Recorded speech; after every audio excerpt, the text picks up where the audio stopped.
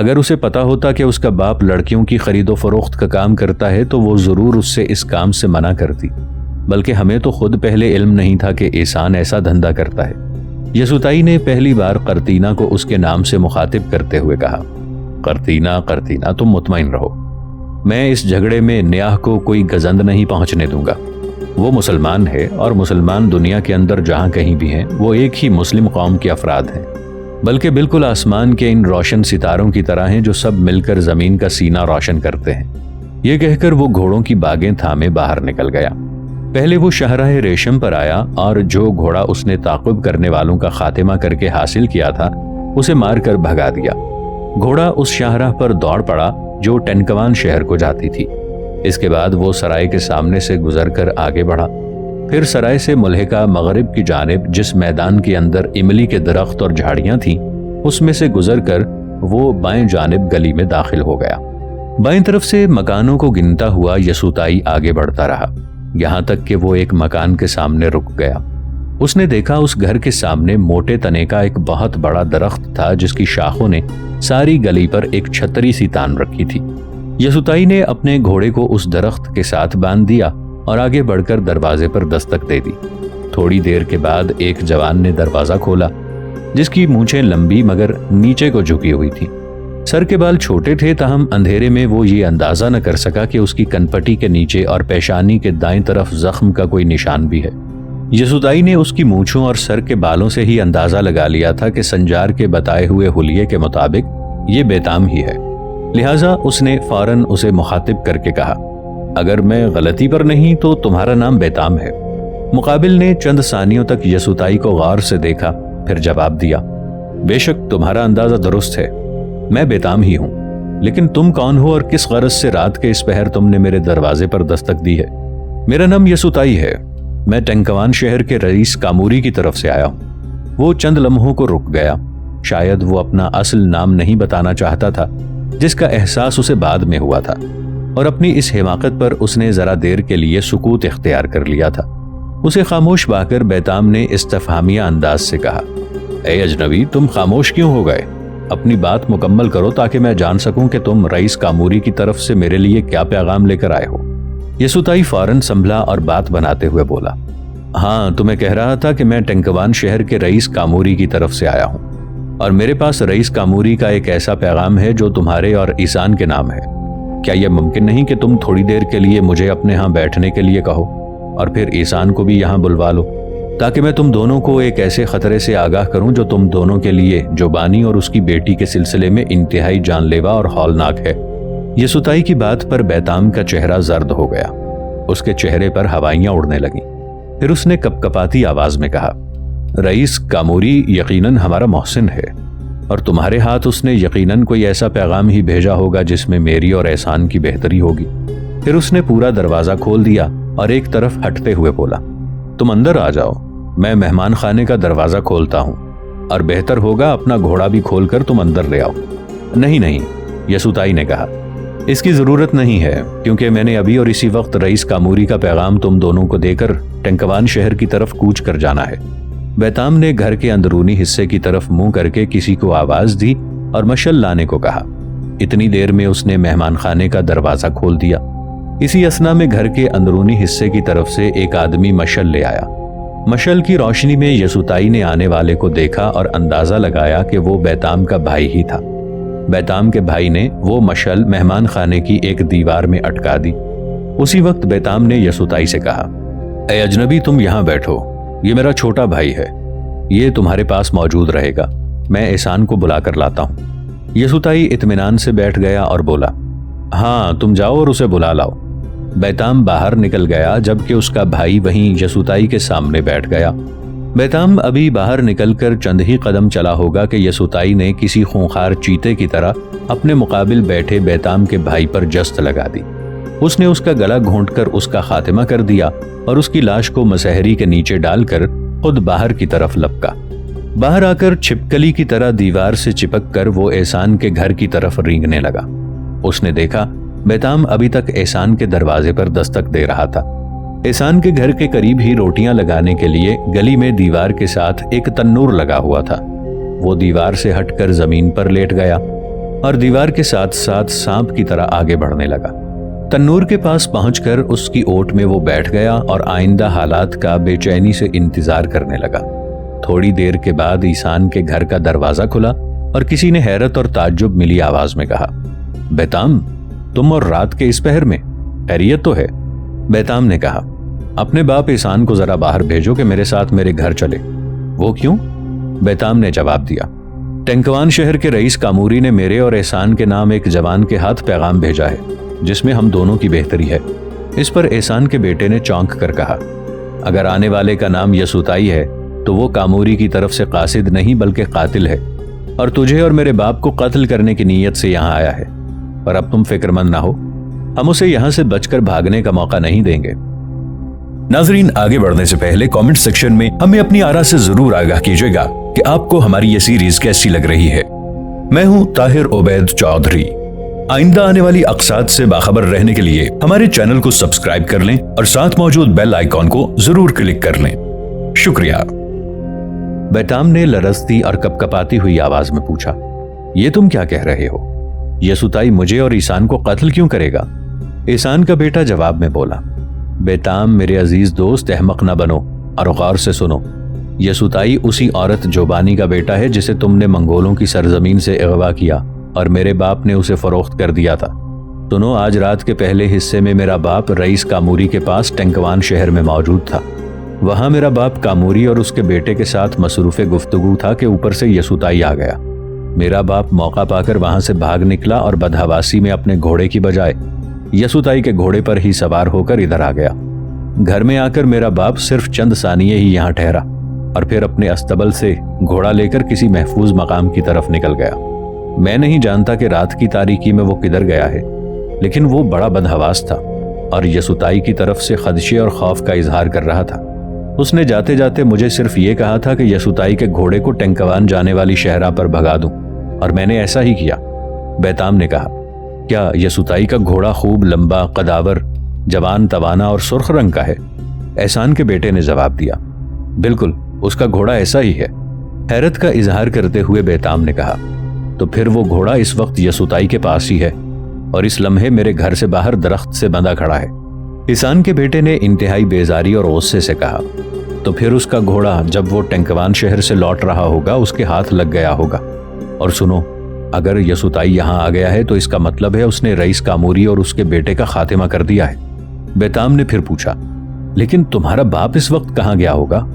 جواب میں یسوتائی کے کانوں میں آواز پڑی، میں نے کہا نا، میرے باپ کا کاروبار ہی ایسا ہے کہ اس کے بہت سے ٹھکانے ہیں، اب میں کیا جانوں وہ کس طرف نکل گیا ہے۔ بیتام نے انتہائی مایوسی سے کہا، کاش تمہارا باپ اس وقت یہاں ہوتا اور یسوتائی سے نمٹا جا سکتا۔ احسان کے بیٹے نے اس کا حوصلہ بڑھانے کے انداز میں کہا، دیکھو بیتام، تم فکر مند نہ ہو اور واپس جا کر یسوتائی سے کہو کہ میں نے ایسان کے گھر سے پتہ کیا ہے۔ وہ اس وقت سرائے میں ہے کیونکہ سرائے کا مالک اس کے عزیزوں میں سے ہے اور وہاں سے اب وہ صبح ہی لوٹے گا، اس لیے چلو سرائے میں ہی چل کر اس سے بات کر لیتے ہیں۔ اور دیکھو، میں اپنے دونوں بھائیوں کے ساتھ مسلح ہو کر سرائے سے ملحقہ میدان میں املی کے درختوں کی اوٹ میں بیٹھ جاؤں گا، اور جب تم اس کے ساتھ وہاں سے گزرو گے تو ہم یسوتائی پر حملہ کر کے اس کا کام تمام کر دیں گے، پھر دیکھیں گے کہ وہ ہم سے کیسے بچ کر بھاگتا ہے۔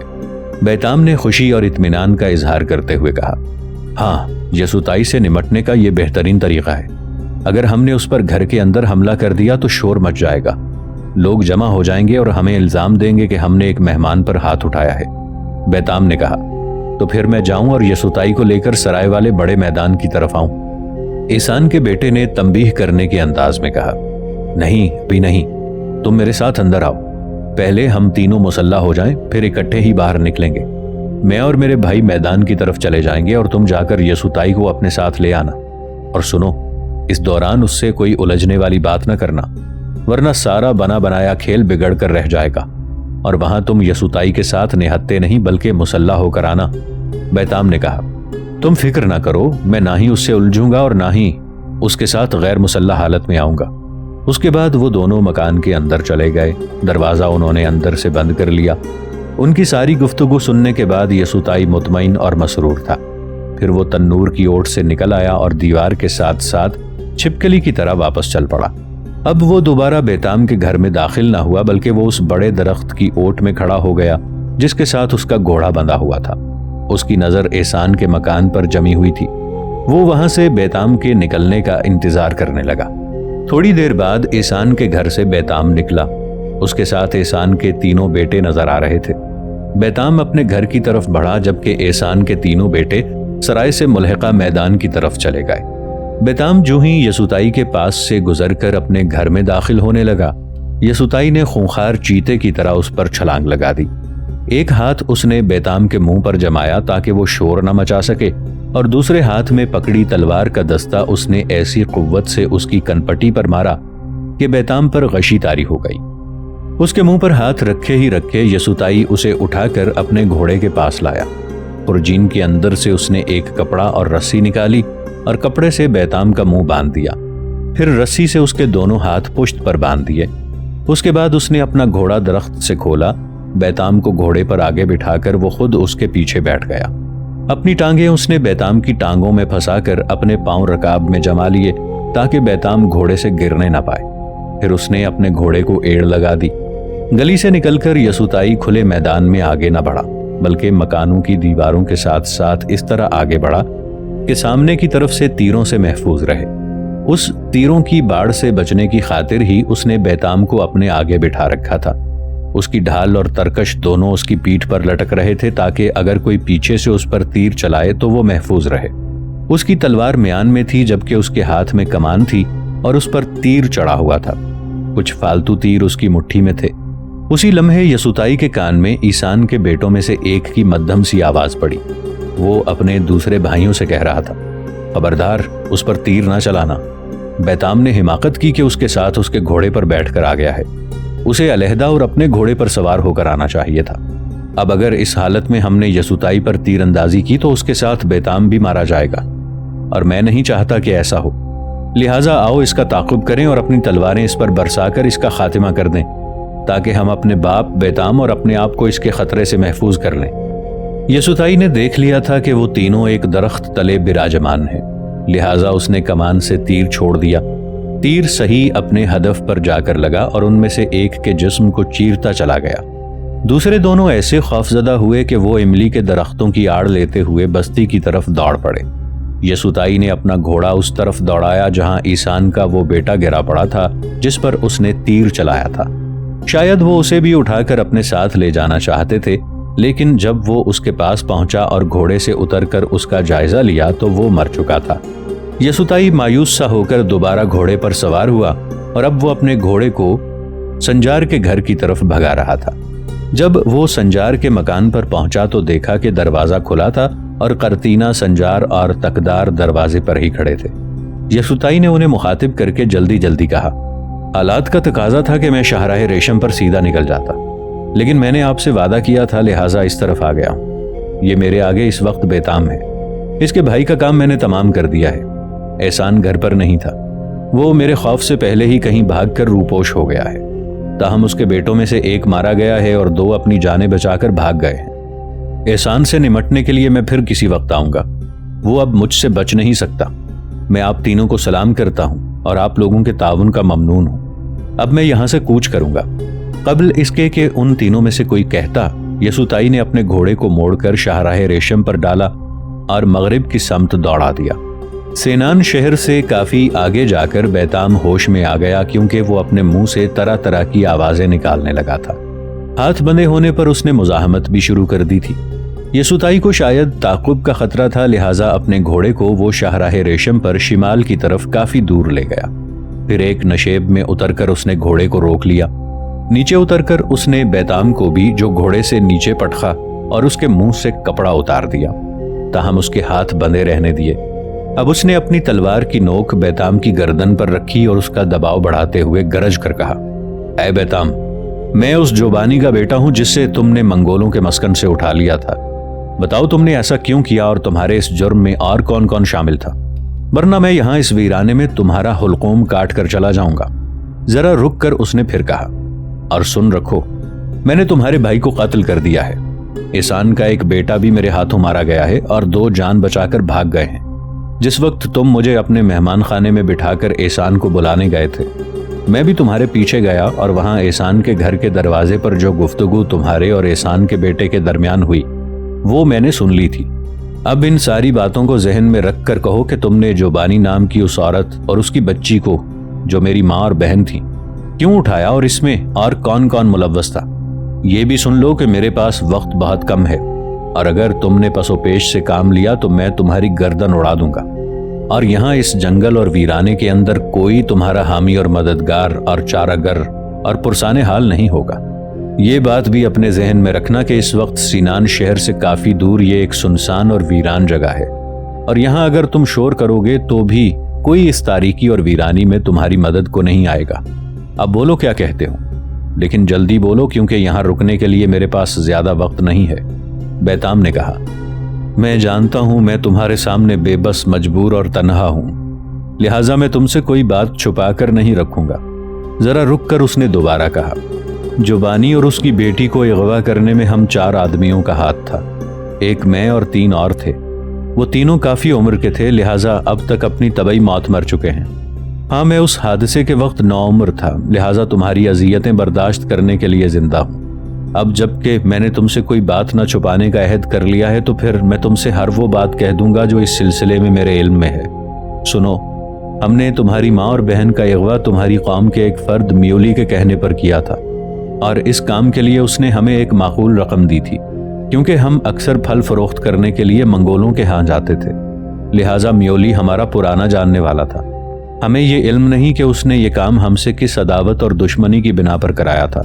یسوتائی کے چہرے پر ہلکی ہلکی مسکراہٹ بکھر گئی اور اس نے بیتام کا شانہ تھپ تھپاتے ہوئے کہا، واہ میرے قدیم دشمن، واہ میرے عدو عظیم، تم نے کتنا بڑا اور کیسا قیمتی انکشاف کیا ہے۔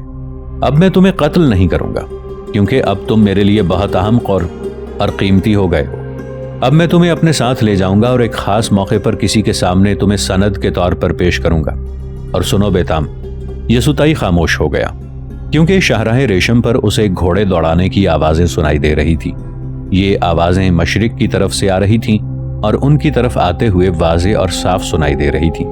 یسوتائی جان گیا کہ اس کا تعقب کرنے والے پہنچ گئے ہیں، لہٰذا اس نے فوراً بیتاب کا منہ کپڑے سے کس کر باندھ دیا، پھر اس نے بیتام کو اٹھا کر گھوڑے پر ڈالا، خود بھی سوار ہوا اور گھوڑے کو اس نے شاہراہ ریشم کی طرف ایڑ لگا دی۔ اتنی دیر میں اس سے تعقب میں آنے والے اس کی سیدھ سے آگے جا چکے تھے۔ یسوتائی نے اتنا فاصلہ رکھ کر ان کا تعقب شروع کر دیا کہ اس کے گھوڑے کی ٹاپوں کی آواز ان تک نہ پہنچ پائے۔ یہ تعقب جاری رہا یہاں تک کہ یسوتائی شنسی شہر کے پاس سے بھی گزر گیا، حالانکہ اس کا ارادہ تھا کہ وہ واپس کی طرف جاتے ہوئے کومر کے بھائی اور شنسی شہر کی سرائے کے مالک تمان سے نمٹ کر آگے جائے گا، لیکن اس تعقب کی بنا پر یسوتائی نے اس فرض کو بھی التوا میں ڈال دیا تھا۔ سورج جس وقت طلوع ہوا تو یسوتائی صحرائے گوبی کے قریب پہنچ چکا تھا۔ اس نے دیکھا کہ جو لوگ اس کے تعقب میں نکلے تھے وہ تعداد میں 4 سوار تھے جو اب اس کے آگے آگے جاتے ہوئے اسے صاف دکھائی دے رہے تھے۔ یسوتائی نے فوراً اپنے شانے سے لٹکتی ہوئی کمان اتاری، بیتام کو اس نے اپنے سامنے بٹھا لیا اور کمان اس کی پیٹھ پر رکھ دی، پھر ترکش سے کچھ تیر نکال کر وہ بھی اس نے سنبھال لیے۔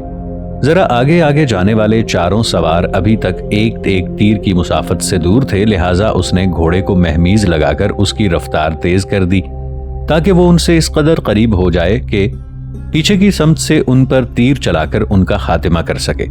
اس کا گھوڑا تیزی سے اس درمیانی فاصلے کو سمیٹنے لگا، لیکن قبل اس کے کہ یسوتائی مناسب فاصلہ دے کر پشت کی طرف سے ان پر تیر اندازی کرتا، ان میں سے ایک نے مڑ کر یسوتائی کو دیکھ لیا اور اس نے چلا کر اپنے ساتھیوں کو خبردار کرتے ہوئے کہا، جس کا تعقب ہم 4 کر رہے ہیں وہ ہمارے پیچھے تو نہیں آ رہا، ذرا مڑ کر دیکھو تو صحیح، ایک سوار جو ہمارے پیچھے آ رہا ہے، مجھے اس کی رفتار اور اطوار کچھ موافق اور کچھ مناسب نہیں لگتے۔